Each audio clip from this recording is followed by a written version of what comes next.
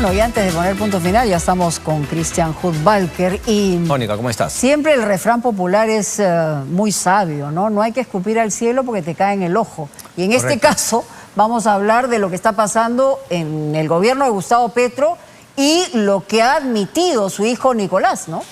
Que dicho sea de paso cumple mañana justamente un año, ¿no? Gustavo Petro como presidente de Colombia. Y claro, al final, digamos, ayer brindó una entrevista exclusiva al semanario Semana, para la redundancia colombiano, sí. Y claro, como que retrocedió un poquito diciendo que efectivamente entró dinero, ¿no?, ilegal, indebido, a la campaña de su padre, pero dijo que no necesariamente lo sabía Gustavo Petro, ni tampoco el jefe de la campaña ¿no?, de su padre, que ahora, dicho sea de paso, es presidente de la empresa Ecopetrol. Claro, varía y hay un matiz, pero evidentemente esto, imagino, que en el piso político de Gustavo Petro le genera pues problemas. Y hay algunos que dicen y se aventuran a señalar que podría incluso costarle la presidencia. Pero en todo caso, vamos a ver. Recién está comenzando. Vamos a poner punto final. Adelante contigo. Bien, gracias Mónica por el pase. Arrancamos sin medias tintas. Suéltame la cuña, por favor. Hay que cumplir. Vamos con ello.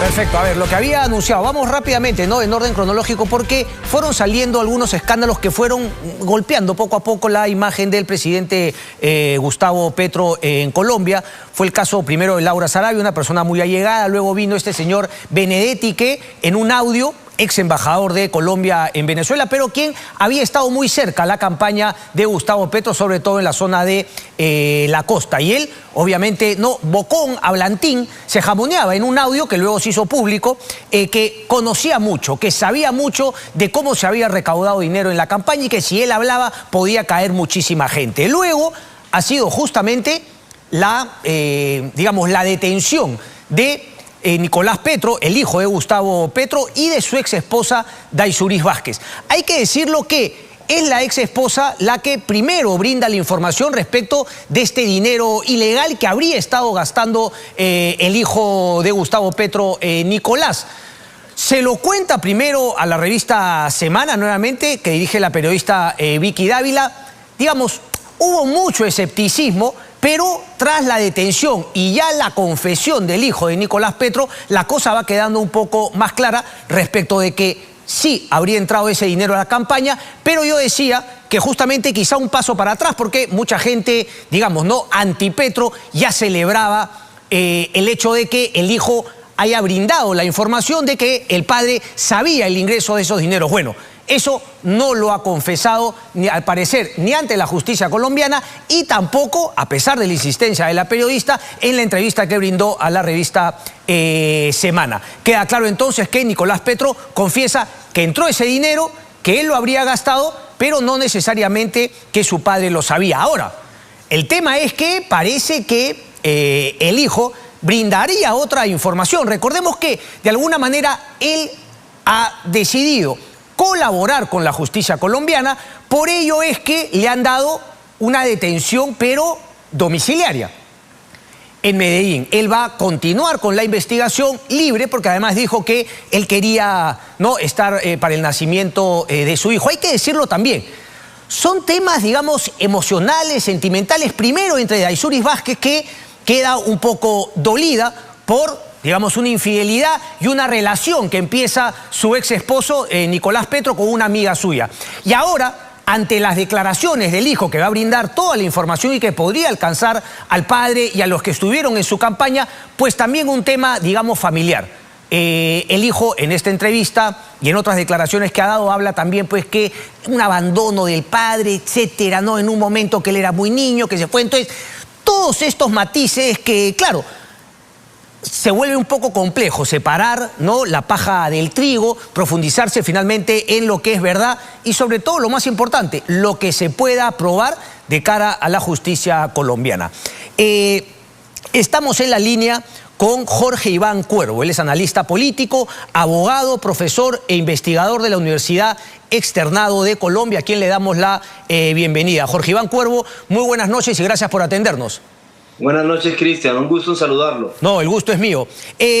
Jorge Iván, he leído con detenimiento, ¿no? una columna tuya para Cuestión Pública, los escenarios jurídicos y políticos en el caso Nicolás Petro. Si nos puedes contar justamente cuáles son esos escenarios y si obviamente le podría sumar, ¿no? al resumen, ¿no? Muy fugaz que hice sobre un poco la situación de Nicolás Petro en relación con su padre, el presidente de Colombia.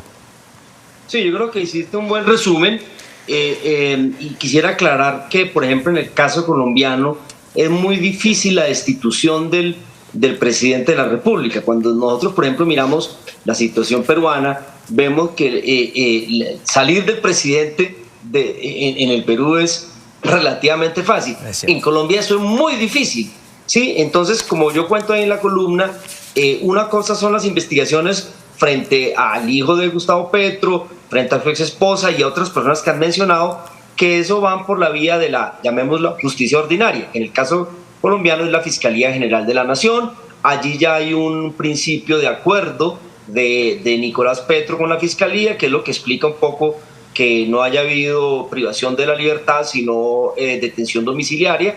Él tendrá que dar información de los dineros que habrían ingresado a la campaña, porque lo que él ha dicho es que evidentemente él, un poco usando la condición de hijo del presidente, pidió dinero para la campaña de su padre, pero sin que éste supiera. Él se habría quedado con una parte de esa plata y alguna otra ingresó a la campaña, y es lo que tendría que probar ante la Fiscalía. Y en el caso del presidente, el proceso es un poco complejo. Primero inicia en una institución que se llama la Comisión de Acusaciones de la Cámara de Representantes. Allí se prepara la acusación, la Cámara acusa ante el Senado. Como se trata de delitos que habrían sido cometidos antes del cargo, va al Senado, el Senado tiene que hacer un antejuicio político y finalmente va a la Corte Suprema de Justicia. Eso puede durar mucho tiempo, ¿sí? Puede durar los 3 años que le quedan a Gustavo Petro, pero durante ese tiempo no hay ninguna posibilidad, por ejemplo, de suspenderlo del cargo. Él podría seguir ejerciendo la presidencia, por supuesto con un desgaste político complejo de estar defendiéndose, pero solo hasta que llegue una sentencia de la Corte Suprema de Justicia por tener ese fuero especial que el Senado le quitaría, se podría pensar, salvo en una renuncia, una destitución. Eso, o sea, los cálculos que uno hace en Colombia es que si se cumple lo normal, se van los 3 años sin que se llegue a una decisión definitiva. Jorge Iván, la Cámara de Representantes ya anunció finalmente que va a iniciar algún tipo de investigación, pero que, como tú dices, claro, tendría que primero ser aprobado, entiendo, con 2/3 de los miembros de esta Cámara de Representantes y luego finalmente pasaría al Senado. ¿Ya dijo que va a iniciar algún tipo de investigación con esta posibilidad?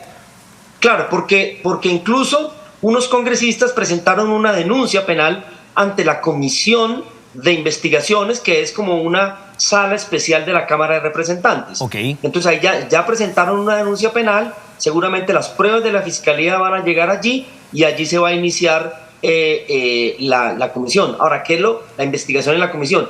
¿Qué es lo que pasa? Y ya hay un antecedente que tuvimos nosotros en Colombia en su momento en la presidencia de Ernesto Samper, el proceso 8000, cuando se habló del proceso 8000.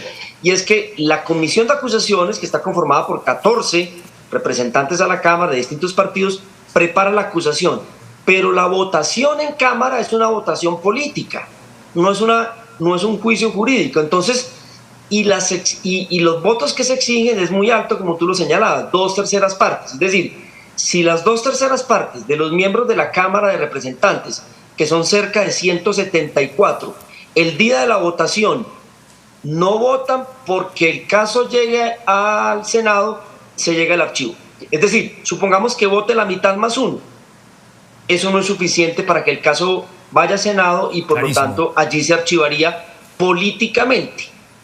Ahora, Jorge Iván, digamos, ¿cuál es el timing que debe tener la Cámara de Representantes, teniendo en cuenta que, claro, digamos, el peso que ellos le pueden dar a su investigación irá de la mano con lo que la Fiscalía vaya averiguando en el caso que le siga a Nicolás Petro y que pueda vincular ya sea a su padre, el presidente de Colombia, como a su jefe de campaña y a otros políticos que acompañan a Gustavo Petro hoy en su presidencia?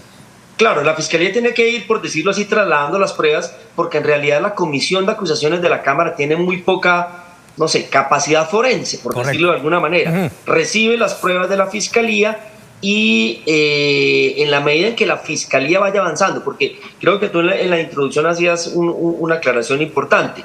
Durante la semana se discutió, o cuando Nicolás Petro consideró que iba a negociar con la Fiscalía, que iba a decir que entraron dineros irregulares a la campaña. Ojo, todavía no se han dicho que es dinero de narcotráfico, dineros irregulares, ¿sí? ¿Qué significa la irregularidad? Son varias cosas. Primero, en Colombia está prohibido que personas jurídicas, o sea, empresas, aporten a campañas. Hay unos topes de dinero hasta cierto punto, y todos los gastos tienen que ser reportados a campaña.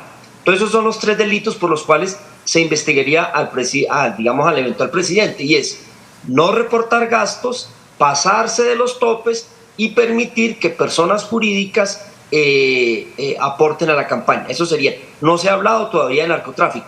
Si bien uno de los involucrados, el llamado Santander López Sierra, el llamado Hombre Marlboro, sí, pagó una pena de narcotráfico por 20 años en los Estados Unidos, pero digamos él aquí no tiene ninguna deuda con la justicia. Entonces, la Comisión de Acusaciones tiene que preparar la acusación ante la Cámara. Eso puede tomar 8 meses, 1 año. Luego la Cámara de Representantes tiene que votar si lleva el caso al Senado. Eso puede tomar, no sé, 1 semestre. Y dependiendo de ahí, si la Cámara decide, vota con 2/3 partes, va al Senado. Y el Senado hace lo que se llama un antejuicio político. Es decir, autoriza que la Corte Suprema sea la que lo juzgue, y solo hasta entonces empezaría un proceso penal en contra del presidente de la República. Es decir, el paso por el Congreso yo creo que son unos 2 años y medio. Y solo hasta entonces, si el Senado autoriza, llegaría a la Corte Suprema. Seguramente cuando ya no esté en el cargo, y la Corte Suprema podría seguir el caso ante la Corte, digamos ya él como expresidente. Correcto, pero digamos, entonces, por más que la Cámara de Senadores finalmente no acepte la denuncia y habilite, digamos, a la justicia colombiana para abrirle un proceso penal al presidente, pues así tampoco hay la posibilidad de que sea suspendido, o de que incluso, tú explícame mejor este término, pueda ser suspendido en el cargo por indignidad, por mala conducta. ¿Qué significa eso, por favor, Jorge Iván? Porque recordemos que tú hacías bien el ejemplo al inicio también respecto del Perú. La facilidad con que hemos, digamos, el uso y el abuso de la figura de la incapacidad moral. No es una figura similar que, claro, por ahora los políticos colombianos le están usando responsablemente, y ojalá sea así, pero ¿podría cambiar? ¿Alguna vez se ha utilizado esa figura? Cuéntanos un poco. No, nunca. Y la diferencia es la siguiente. La destitución por lo que se llama indignidad es por hechos sucedidos en ejercicio del cargo. Ajá. En el caso de Gustavo Petro, fueron hechos que habrían sucedido siendo él candidato, o sea, siendo particular. Por lo tanto, ahí no hay lugar ni a la destitución ni a la indignidad, sino la autorización para que la Corte Suprema inicie un proceso penal por delitos comunes. Clarísimo. Déjame un rato todavía para luego entrar, digamos, en las consecuencias políticas que esto va a traer, obviamente, más allá del camino legal. Pero, a ver, ¿te parece? Tú decías que no necesariamente es dinero del narcotráfico, podrían ser dineros, digamos, limpios, pero que no han cumplido con la ley electoral. Leía también en tu columna que creo que recién a partir del 2017 es que se convierte en delitos electorales, entiendo, el hecho de haber recibido dinero, no haberlo declarado, etcétera. ¿Te queda claro al menos que eso sí se ha dado con la declaración de Nicolás Petro? Sí, y aclaro lo de 2017. Anteriormente, eso eran fallas administrativas, y un organismo que se llama el Consejo Nacional Electoral sancionaba generalmente a los gerentes de las campañas por haber permitido que ingresaran dineros irregulares, no registrarlos adecuadamente o que se volaran los topes.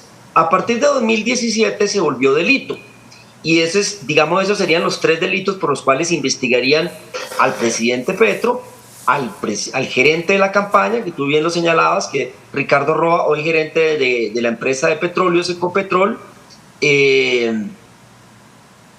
Y digamos, eso sería. Ahora, la fiscalía tiene que probar el origen ilícito de esos delitos. ¿Qué ha dicho Nicolás Petro? Le pidió plata a unas personas. Yo te voy a poner en perspectiva cómo funciona eso en la práctica, porque en Colombia tenemos un problema estructural con el manejo de las finanzas de las campañas. Entonces, inicia la campaña y entonces, por ejemplo, la última semana, que es las semanas de mayor fragor, hay que movilizar gente, hay que contratar buses, hay que poner pancartas, hay que comprar camisetas, hay que comprar almuerzos. Se acerca a alguien, un empresario, y le dice, mire, yo le quiero ayudar para quedar bien con el gobierno, que seguramente es lo que pasó, y le dice, hágale, contrate los buses, contrate los almuerzos, compre las camisetas, y eso no lo registran en ningún lado. Sí, son como unos recursos informales, generalmente como en las últimas semanas, cuando hay que movilizar gente, cuando hay que sacar gente a la calle, cuando todo eso. Y eso, cuando uno mira con cuidado las declaraciones de Nicolás Petro, seguramente eso es lo que pasó. Y claro, él es diputado, actualmente él es servidor público, él es diputado de un departamento que es el Departamento del Atlántico, elegido popularmente. Y entonces él, con esa condición, pero además con la condición de hijo de presidente, seguramente mucho empresario se le acercó para, comillas, quedar bien con el hijo del presidente, apostándole un poco a quedar bien con el gobierno, porque entonces le puede ir bien con contratos, con demás. Y entonces esos gastos así que son así de un día para otro y muy importantes, no los registraron. Él dice, yo recibí plata, mi papá no sabía, el gerente de la campaña, pero esa plata entró. Entonces la fiscalía va a tener que identificar que esa plata entró. Y adicionalmente, identificar si el origen ilícito. Entonces, por ejemplo, el gran sospechoso ahí es Santander López Sierra, que si ya fue narcotraficante y fue condenado a 20 años en los Estados Unidos, pues digamos, tiene todos la sospecha de que haya mantenido sus actividades de narcotráfico, pero la fiscalía lo tiene que probar. Tal cual, pero Jorge Iván, tú lo que dices es que, digamos, hay que probar el origen ilícito del dinero para que la fiscalía pueda, de alguna manera, fortalecer la acusación por lavado de activos. Pero el solo hecho de que haya dinero sin haber sido, digamos, registrado ante el ente electoral, ya de por sí configura un delito electoral, ¿verdad? Correcto. Ok, entonces sería, ahora, la pregunta es porque los paralelos con la historia, con aquí en el Perú son muchos. En Colombia no se considera la posibilidad de que el lavado de activos sea un delito autónomo, es decir, que no necesariamente se haya tenido que saber o que el dinero era ilícito, sino que finalmente tú recibiste un dinero y te lo gastaste en la buena vida, como parece ser el caso de Nicolás Petro. Porque eso parece que sí está comprobado, ¿no? Que él utilizó dinero... En el caso de Nicolás Petro, él aceptó enriquecimiento ilícito y lavado de ese dinero. Él mismo trató de legalizar ese dinero. Y esos fueron los dos cargos que le planteó la fiscalía y que él está aceptando para el preacuerdo, ¿sí? Y él lo acepta claramente. Ahora, ese dinero ilícito, digo, y tú lo has dicho bien, una cosa es el dinero que ingresa sin ser reportado, pero digamos, el punto difícil va a ser que la fiscalía logre demostrar que alguno de esos dinero fue, por ejemplo, de narcotráfico. Correcto. Eso sí nos parecería mucho al proceso 8000. Hoy se parece al 8000 porque entró plata no declarada. El 8000 fue el cartel de Cali el que infiltró la campaña de Ernesto Samper en su momento. Hoy ni en los dichos ante medios de comunicación ni ante la fiscalía, Nicolás Petro ha dicho que son dineros provenientes de narcotráfico, sino lo que llama la ley dineros irregulares, que son dineros de personas jurídicas, o sea, de empresas, dineros por encima de los montos y dineros que no fueron declarados. Correcto. Ahora, yo también lo comentaba al inicio, ¿no? Normalmente podría ser, tú corrígeme si me equivoco, de alguna manera que los beneficios que le han dado a Nicolás Petro por colaborar, no sé si es que hay también la figura ya en Colombia de una especie de colaboración eficaz, pero para tú recibir beneficios tienes que tener información valiosa que obviamente ya no te atañe a ti, investigado, Nicolás Petro en este caso, sino a otras personas incluso, no no sé, de un perfil más alto. No necesariamente el padre, pero por ahí otras figuras más importantes. Entonces, ¿no tendría que haber tenido algo ya de por sí la Fiscalía como para darle ese beneficio? Y aquí entra justamente mi pregunta, porque claro, en la entrevista que le hace ayer Vicky Dávila en Semana, obviamente que no, que insiste con el tema, ¿no?, de que hable respecto del padre Sabía, obviamente él dice que no, pero sí habla de la posibilidad de que habrían habido otros ingresos de dinero, no, que sí podrían tener el conocimiento de Gustavo Petro. Entonces, ¿cómo armonizar eso con esto que te digo de que en la colaboración para recibir un beneficio, pues algo más tienes que contar respecto de terceros? Pues a ver, digamos en la justicia, en la ley penal colombiana hay dos tipos de acuerdos, llamémoslo así. Uno es el que el imputado reconoce los delitos, acepta que eso pasó, por eso tiene una rebaja del 50%, porque digamos, se le evita el desgaste a la fiscalía de seguir investigando. Y una confesión sincera, de alguna manera, una confesión, claro, que tú te adelantas. Yo cometí esos delitos. Correcto. Exacto. Y no tiene que hacer delación. Y eso se llama acuerdo, principio de acuerdo. El otro lado, el otro, que es el que viene de la justicia estadounidense, es el que se denomina principio de oportunidad, donde usted tiene que delatar a otras personas. ¿Sí? Hasta donde se ha entendido, lo que ha pasado es la primera hipótesis, acuerdo. Pero él dice que quiere negociar más, porque no quiere, como se dice coloquialmente, un carcelazo, y entonces él tendría que empezar a nombrar a otras personas que le recibieron plata. Entonces no solo estarían los que ya hemos mencionado, Santander López Sierra, Ilzaca, sino que se habla mucho de un señor Euclides Torres. Correcto. Que es un empresario que entregó plata a la campaña, plata, digamos, que sí reportó, otra que no reportó, e incluso en el Congreso de la República hay un representante que se dice que es cuota de este señor Euclides Torres, que se llama Pedro Flores, que es un senador del pacto histórico, o sea, del partido de gobierno, pero que es una cuota de este señor Euclides Torres que habría aportado que además entiendo, perdón, Jorge Iván, que a una nota de Daniel Coronel el día de hoy, que además, digamos, le dieron un número especial con el que salió elegido, parece, digamos, algunos beneficios que habría tenido este representante del empresario Torres. Claro, está, digamos, sin ninguna tradición política. Correcto. En la izquierda, por decirlo así, quedó muy bien posicionado en la lista, que era una lista cerrada. No era una lista abierta, o sea, la lista cerrada es que se vota por la lista y dependiendo del número de votos quedan tantos escaños. Entonces llegaron, creo que a 18 escaños, y él estaba bien ubicado y quedó ahí, pero nadie lo conocía de tradición política en la izquierda, y era aparentemente un aporte de un beneficio que se le dio a este empresario Euclides Torres. Correcto. Digamos, entonces, esta historia y lo otro, ¿a dónde te lleva un poco lo que podría pasar con el presidente Petro? Tú dices bien, finalmente no es un tema de fe, es un tema de qué se puede probar y finalmente qué va a lograr probar la Fiscalía, y eso me imagino va a tener un correlato con la parte política, primero en la Cámara de Representantes. Pero, digamos, entonces, hay más, y déjame hacerte una pregunta un poco más personal, ¿no? Porque, claro, tú citas en tu cuenta de Twitter también una columna muy interesante, leí en La Silla Vacía, de Marta Ruiz. Y ella hace, obviamente, ya un juicio de valor propio. Dice, sí, yo también creo en los radés de Petro. Y dice bien, pero esto no es un asunto de fe, sino de hechos. ¿Tú a priori creerías en los radés de Gustavo Petro o no? Pues a ver, lo que pasa es que eso sí, yo soy abogado, ¿sí? Yo soy abogado, creo en las instituciones, y por más que yo tenga fe en una persona, porque tenga quizás una simpatía política o ideológica, yo creo en el funcionamiento de las instituciones y creo en el funcionamiento de la justicia.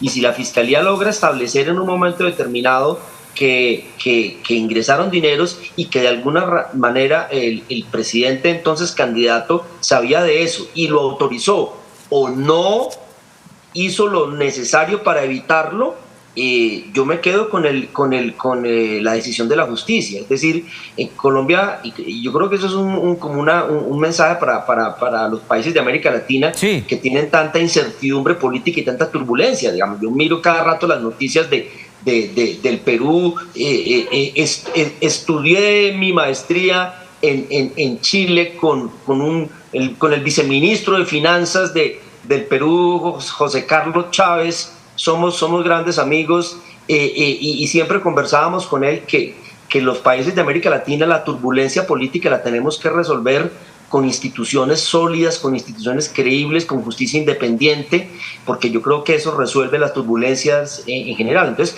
Colombia en este momento y el gobierno está pasando por una turbulencia, tú bien lo decías, un año, mañana se cumple un año, un gobierno que generó muchas esperanzas, es el primer gobierno de izquierda que hay en Colombia formal, un gobierno que se da en el contexto de un estallido social también, como sucedió en otros países de América Latina, siempre se acerca al tema chileno, o se asimila el tema chileno, y es un gobierno que abrió muchas expectativas en términos de mayor equidad, mayor inclusión social, en fin.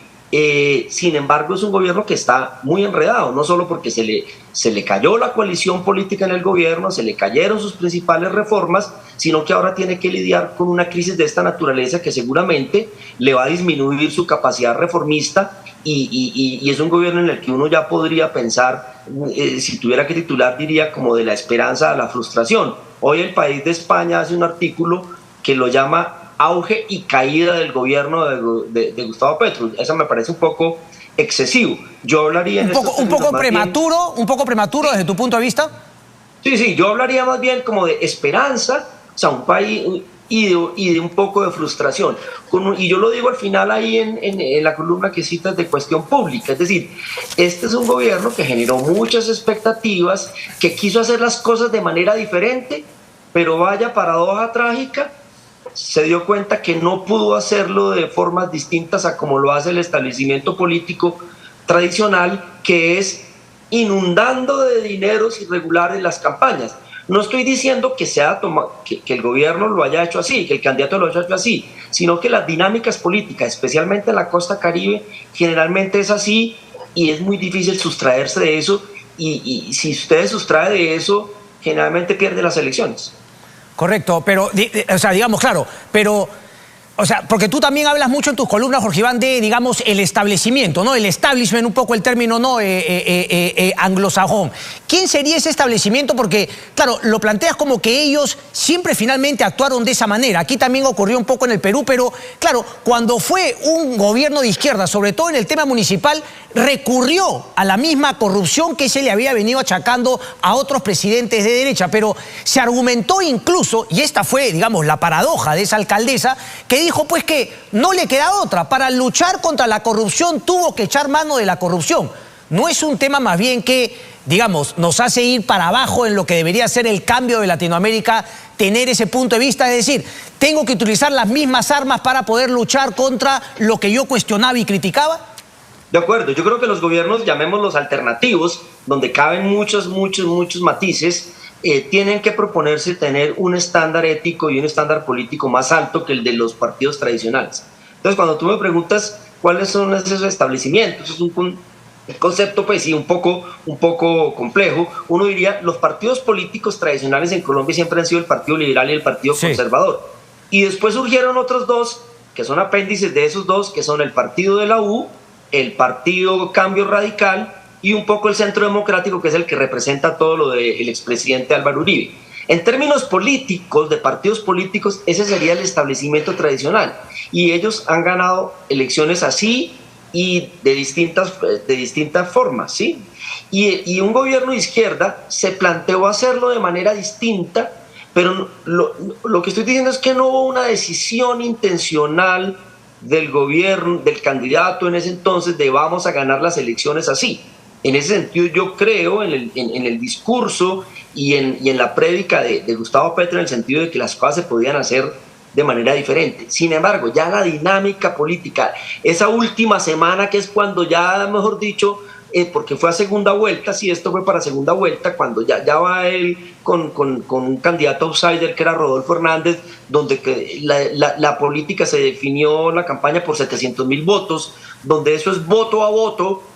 Ahí es donde todos los empresarios aprovechan en río revuelto, no sé si esa expresión también... Sí, claro, ganancia de pescadores. Ganancia de pescadores, entonces todos los empresarios quieren meter la mano ahí, y muchas veces, por más que la campaña ponga todos los diques necesarios, hay mucha, digamos, eso está muy permeado, muy complejo, con un ingrediente que no digo que haya sucedido en esta campaña, y es que el narcotráfico es un factor muy complejo para las campañas políticas, Tal cual. porque el narcotráfico tiene algo que es que pone efectivo, dinero efectivo en las calles.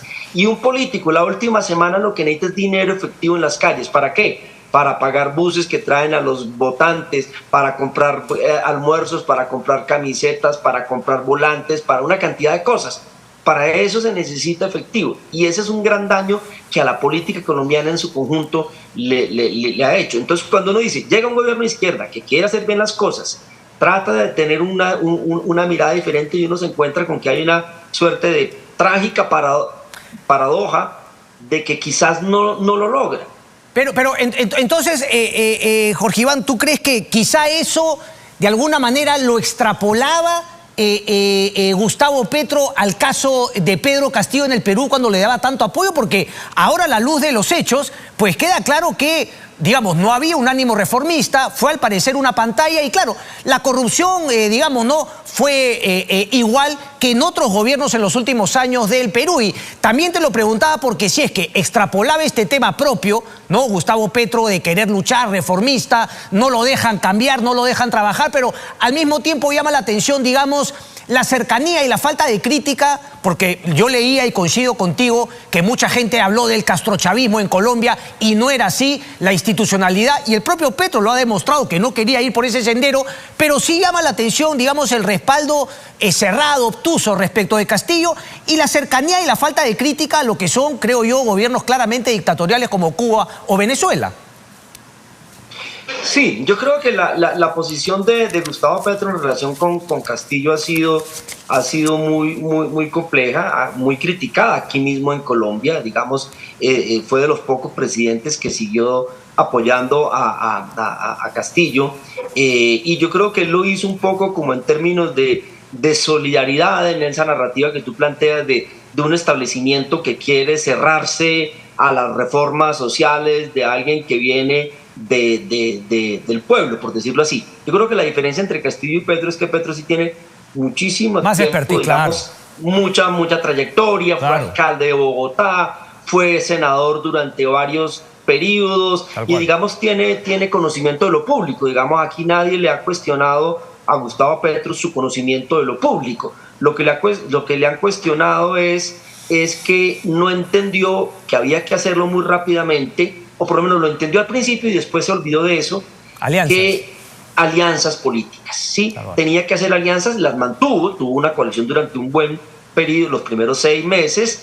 Muchos de los ministros eran, como lo habría dicho yo, ministros del establecimiento, nada más y nada menos que José Antonio Campo era el ministro de Hacienda, secretario ejecutivo de la CEPAL, digamos un hombre de la institucionalidad clásica, liberal, progresista en América Latina, pero rápidamente se cansó de esa negociación y rompió la alianza, y yo creo que ahí empezó a tener, y entonces al momento de romper la alianza empieza a radicalizarse ideológica y discursivamente, y yo creo que esta radicalización produce del otro lado, una radicalización adicional, y entonces hoy nos encontramos en una situación que es muy curiosa, y es que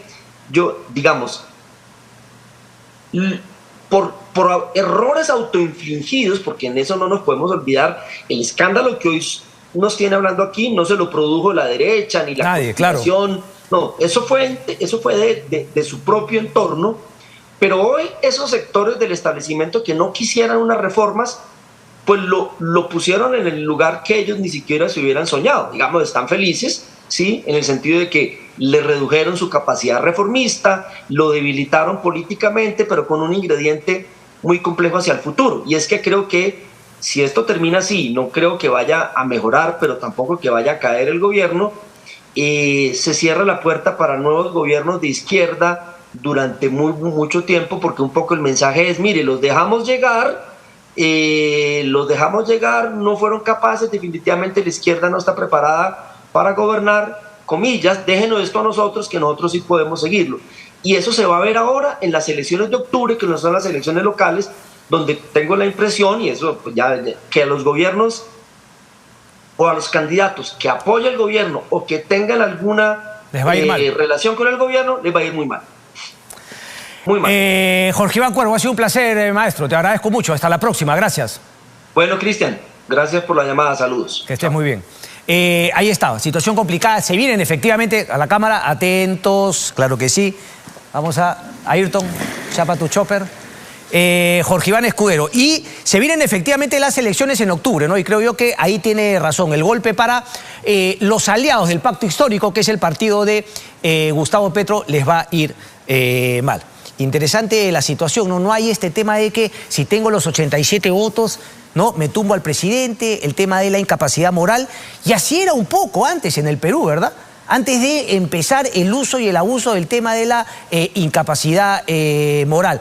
Esa institucionalidad en Colombia es la que yo rescato finalmente de todo este tema. Va la justicia por su lado, el Ministerio Público, el presidente dice que no se va a meter, de hecho no podría meterse, y ahora se ve en la Cámara de Representantes y posteriormente en el Senado, si es que se aprueba en la Cámara Baja. Y eso obviamente no es lo que ocurre en nuestro país. Yo tenía algunos comentarios que hacer del presidente del Congreso de la República, Alejandro Soto. Hoy el Dominical, ponme la fotito atrás para recordarlo.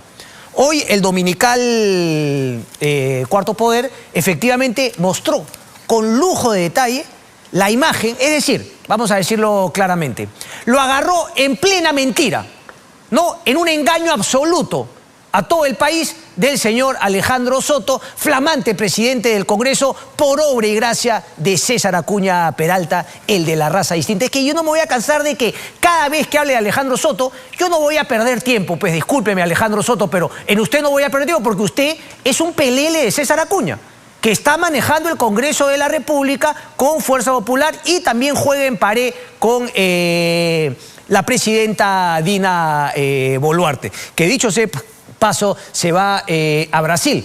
Y hay voces legítimas, porque no es que, ay, no, este es izquierda, este es castillista, no, voces legítimas que dicen que eso es inconstitucional. Porque efectivamente con la ley del tema remoto se cumple el 113, una columna muy interesante de Federico Salazar hoy en El Comercio. Pero igual se incumple el artículo que dice que cuando la presidenta viaja, se queda el vicepresidente 1 y si no el vicepresidente 2. Eso no figura, es incumplimiento ese tema. Y una ley aprobada en el Congreso no puede ir contra la Constitución. Pero bueno, decía Alejandro Soto, el Dominical Cuarto Poder mostró la imagen de lo que él había dicho que había sido una relación fugaz. No, señores, se mostró la imagen de el hijo de Alejandro Soto y la madre del hijo, el día 26 de julio, en la juramentación de él como presidente del Congreso. Entonces, aquí le mintió a Mónica Delta. No quiso reconocer, dijo que había sido una relación. ¿A colación de qué? De que él, en su despacho, había contratado a la hermana de la madre de su hijo. Y dijo que ya era una relación lejana, que no se había dado, solamente él cumplía como padre y estuvo ahí presente el día de la juramentación. Mentira. El otro tema, que además ha generado una pequeña revuelta, ¿no?, un cortocircuito en la Oficina de Comunicaciones del Congreso de la República, que parece que el presidente Alejandro Soto quiso utilizar para defender temas personales y después la Oficina del Congreso tuvo que recular. Finalmente ha dicho, no es un comunicado del Congreso, porque claro, la Oficina de Comunicaciones del Congreso se encarga de la institución, no se encarga de defender, ¿no?, las acusaciones contra un presidente como Alejandro Soto.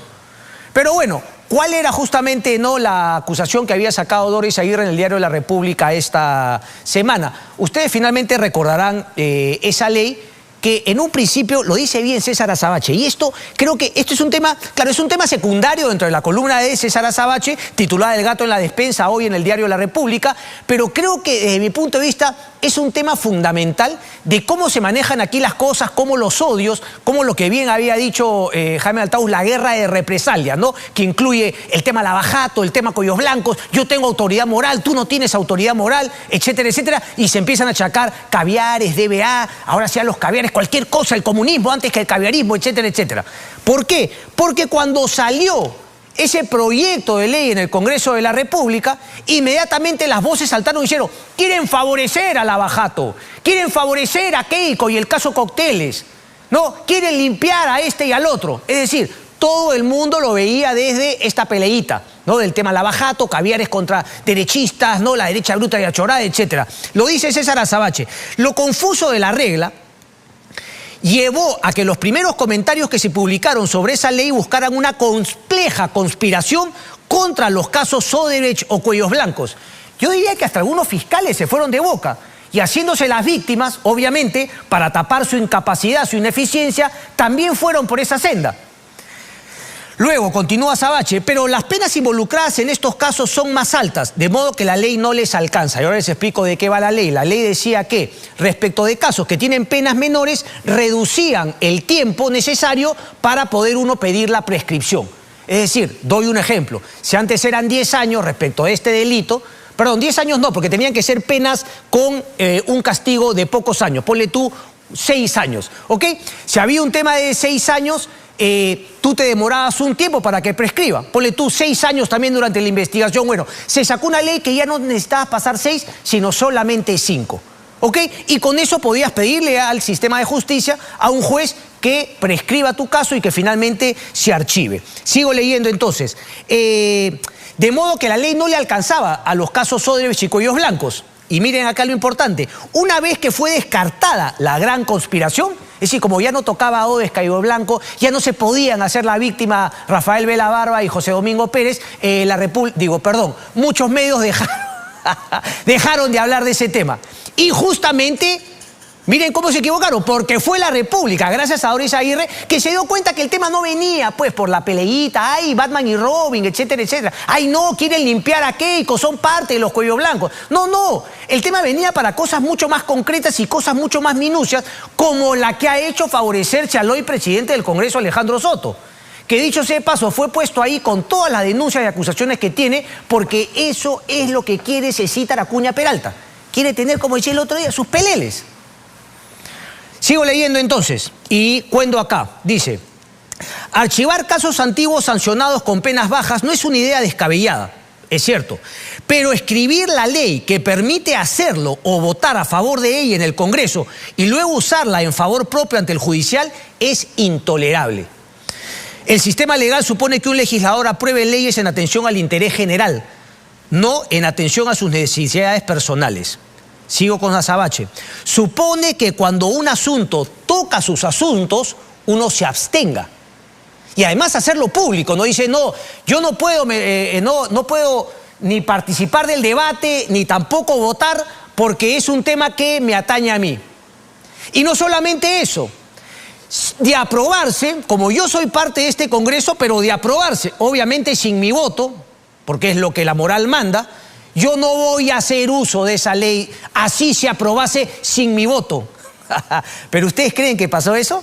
Alejandro Soto votó a favor de la ley y, como dice la nota de César Azabache, descargó del diario oficial la ley que ya había sido aprobado y se le envió a un juez pidiendo que, con base en ella, ese caso penal que se seguía en su contra sea cerrado. Y así fue, pasó piola. Él mandó un comunicado, pero esos comunicados no, digamos, típicos del Congreso, ya no quiero adjetivar ya. Y dijo que no, que esa ley no había sido propuesta por él y que él no había participado en el debate, pero no dijo que votó y no dijo que la utilizó. Y además el caso es, miren, lo dice la columna de Rosa María Palacios, miren de qué ve el caso. A punto de ser sentenciado por estafa en el Cusco, el fiscal pedía 8 años y 8 meses por haber engañado a sus propios clientes el 2012. Recibió honorarios por unos estatutos que jamás hizo y les vendió un terreno como ajeno, cuando era propio, a 10 veces su valor y además mintió en el metraje. El congresista se acogió la prescripción en julio usando la ley que él mismo acababa de promover. No, pero sí, esto es una locura. Y claro, no basta con eso, ¿no? El señor Ilis López vino ahora a hablar con Mónica Elta y él no quería que le hablen todas las minucias de las que él vive, las que él respira. Los niños, ¿no? La inmunidad parlamentaria. El señor dijo, quería hablar de cosas estructurales. Ya pues Mónica le decía, no me hables minucia, yo quiero hablar de temas estructurales. Estructural es la corrupción que llevan en la sangre de los niños. Eso es lo único estructural. Entonces, la sinvergüencería ya en el Congreso de la República, como bien dice Héctor Villalobos, soy editor de política, inmunes a la vergüenza. Y eso es, ¿no? Son sinvergüenzas. No, que cómo me estás atacando, me ofendes, es un insulto, qué malcriado. No, una persona que no tiene vergüenza, que es inmune a la vergüenza, es un sinvergüenza. Y eso es finalmente lo que quieren lograr estos congresistas de Acción Popular con el tema de la devolver a la inmunidad parlamentaria. Y ojo que los que se supone son los más pintados también están en ese tema. Algunos dicen, bueno, no es el momento. ¿Qué significa? ¿Que quizá más adelante, cuando la gente no tenga tanto el ojo en el Congreso de la República, sí es el momento? O sea, Illich López nos va a decir que él necesita la inmunidad parlamentaria. ¿No ves que se está peleando contra todas las mafias del Perú? Los narcotraficantes, los taladores ilegales, todos lo quieren meter preso, porque Illich López es un luchador contra la corrupción. Por eso es que necesita la inmunidad parlamentaria. No solamente él, sino Elvis Vergara, Jorge Luis Flores Ancachi. Ellos son unos luchadores, se fajan, se juegan la vida luchando contra la corrupción en el Perú. ¿Cómo no les vamos a dar inmunidad parlamentaria, por favor? Es un delito que no le demos la inmunidad parlamentaria, la verdad. Temas para ir terminando también. Ponme, por favor, ¿no? El detalle que encontró nuestro colega Carlos Hidalgo en la audiencia respecto del caso Fernandini y Sada Goray cuando se dictó la prisión preventiva. Ponme sobre todo el audio, por favor, del juez Justiniano. El 14 de septiembre de 2022, Martín Montoya Mancilla llamó a Pilar Tijeros Martino, quien le indicó que tenía un encargo de Sada Goray para ella, diciéndole que vaya a su oficina ubicado en el patio Panorama, ubicado en la avenida Circunvalación, Golf Los Incas 135, Santiago de Surco, empresa Palante Préstamos, a recogerlo.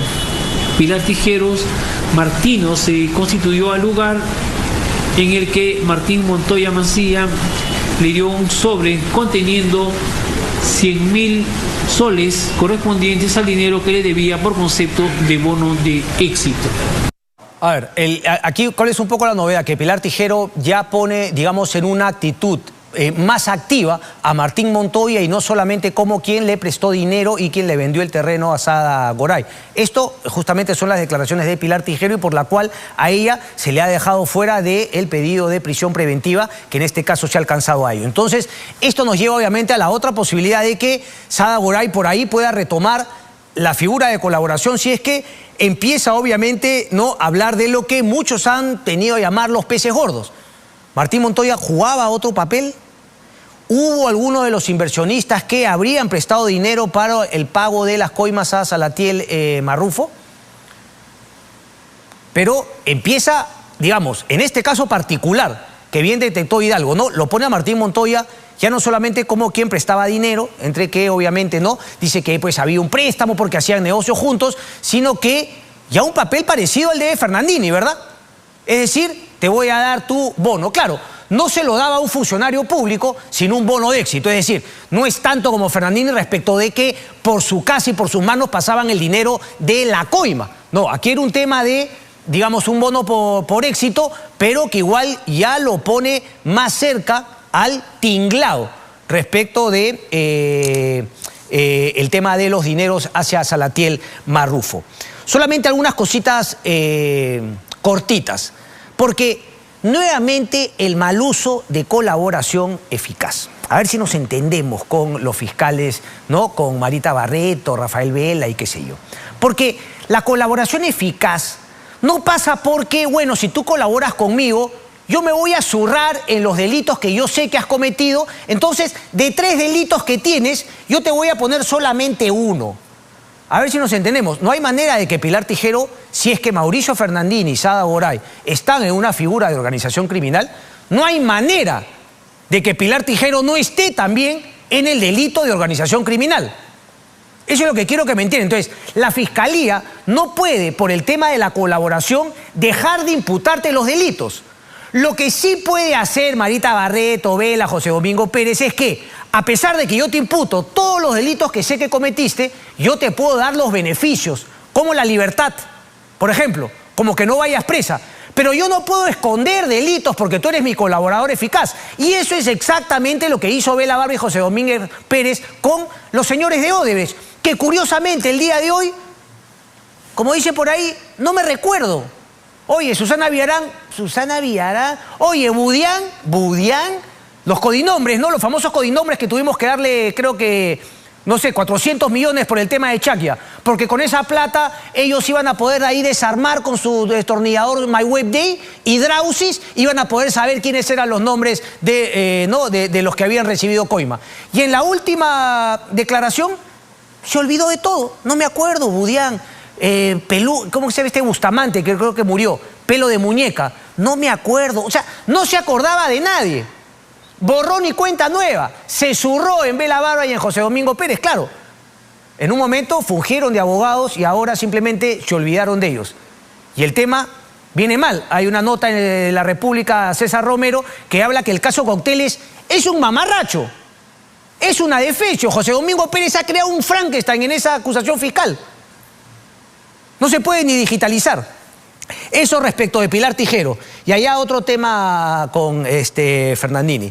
El fiscal le imputa y da como un hecho de corroboración para haberle dado la preventiva. Me queda la duda si es que el juez lo tomó en cuenta, pero le dice que en su departamento encontraron copias de las declaraciones de, creo que era Salatiel Marrufo. El número 13 creo que es, ¿no? Salatiel Marrufo o el número 9, el colaborador eficaz. Bueno, no me acuerdo. A ver. ¿Cuántos somos? 1, 2, 3, 4 en el equipo, más la unidad de investigación de este canal. Lo multiplico por 7 canales. Deben haber unas 150 personas, si es que no más, que han recibido eso de la Fiscalía. Y el fiscal quiere poner eso como una causal de que finalmente está obstruyendo, cuando queda claro, pues, que a Mauricio Fernandini, periodista, algún amigo periodista se lo puede haber dado o no. No le puede acusar de eso, achacar, cuando los que hacen la filtración son exactamente ellos, los fiscales. Parece alucinante. Igualito que con la muerte de Alan García Pérez, que estaba, ¿no? América Televisión, el primerito. Media hora antes no sabía nada y estaban ya en filtración. No sabían los de Cuarto Poder cuando fueron a buscar a Sada Boray y todavía el amigo, no me acuerdo, le decía, ¿le tienes miedo a la cárcel? Ya sabía ya que iba presa al día siguiente. Entonces... O sea, mira, si es parte de la estrategia, yo no estoy de acuerdo con eso, porque además muchas veces hace que el periodista tenga que estar hipotecado a la fuente. Y eso para mí es inmoral. Pero bueno, ya, finalmente, ¿no? Como digo, yo hago periodismo de opinión, o en todo caso de conversación. Entonces ya, ok, los de investigación tienen finalmente que hacer ese tema. Pero que además la Fiscalía quiera utilizar esa prueba de que encontraron un documento que él lo había filtrado a los medios como una manera de responsabilizar, ya pues, y todavía el fiscal se molestó cuando el abogado de Fernandín le dijo ese tema. Entonces, vamos piano piano. Me parece que obviamente por la situación no queda otra. Fernandín y Sada Boray tenían que ir a la prisión preventiva junto con las otras personas, pero que se haga la víctima y no quiera reconocer que a veces el Ministerio Público juega esa carta. Yo lo he dicho 1000 veces, cuando no se tiene que mantener la reserva. Es más, la reserva debería ser la excepción a la regla. Cuando se puede hacer público, todo se tendría que hacer público. El documento, por ejemplo, que yo mostré respecto de Joaquín Ramírez y la DEA, que tenía ese tiempo y que desmontaba una mentira. Ese documento no tenía por qué ser reservado. El típico documento que tendría que ser público. ¿Qué pasa con el corte? Hay más temas todavía. Ya se acabó el tiempo. Pausa y venimos. Pausa y venimos.